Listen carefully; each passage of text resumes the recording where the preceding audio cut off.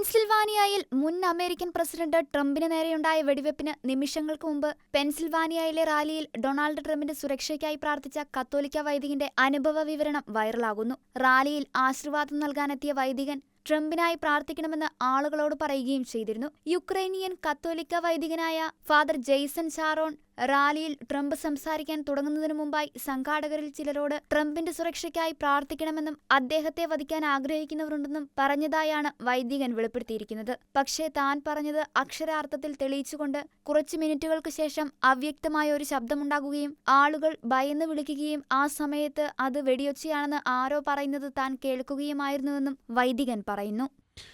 My friends, I just came back from attending a President Trump rally. I was called by the Trump campaign to open the rally with a prayer. And before President Trump was on the stage, I had the privilege of meeting with him backstage, shaking his hand and talking with him about a policy matter. I talked with him about the war in Ukraine and my concerns. He was a gentleman.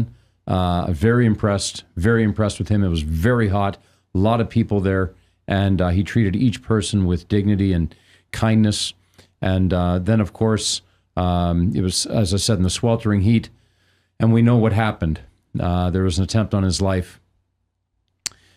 We all account things from our own vantage point, and I'd like to share with you things as I saw them and as they related to my own experience. And so after, as he came in, I figured, I've done the main thing here. I've met Mr. Trump, and I'd like to get out before the crowds get crazy. And he was to speak for about an hour. So I left, and as I was leaving, the Secret Service let me out a sideway, and I went, and some people recognized me from saying the prayer, and they asked me what my thoughts were of Mr. Trump, and I told them, whatever my thoughts are, it doesn't really matter. What's important is that, we pray for our leaders. We used to have monasteries, people. We used to have consecrated religious in the tens of thousands praying against the unseen principalities which are waging war in our visible world. But without them now, without these monasteries and these convents in their tens of thousands, it falls down to the level of the common man and woman in the domestic church to pray for our leaders. So I told the people is to pray for him, for his protection. And the reason I said that is because people are going to try and kill him. They're going to try and shoot him. And I left it at that, and I left and went to my car. And as I was going to my car, I began to hear, I heard something, and then I saw a bunch of people running, and I didn't think anything of it. And then I started to hear that someone said there were gunshots. So at that point, there was just mass chaos on top of chaos, mixed together with chaos. And that's how the devil works. He loves chaos, and people were going every which way. I got out of there.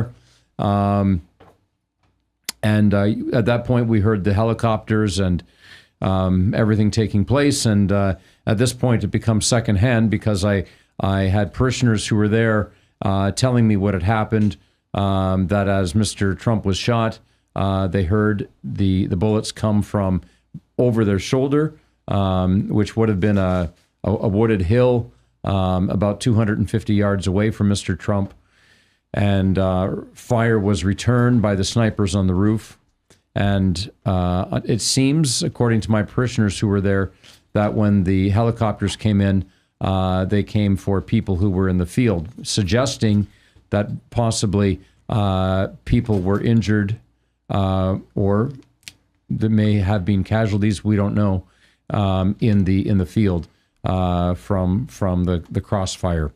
I'm told also from some people there, remember at this point I had already been in my car and was out when a lot of this happened, that there was a second shooter and that person escaped. Again, this may be hearsay in the confusion of the fog of war, as they say.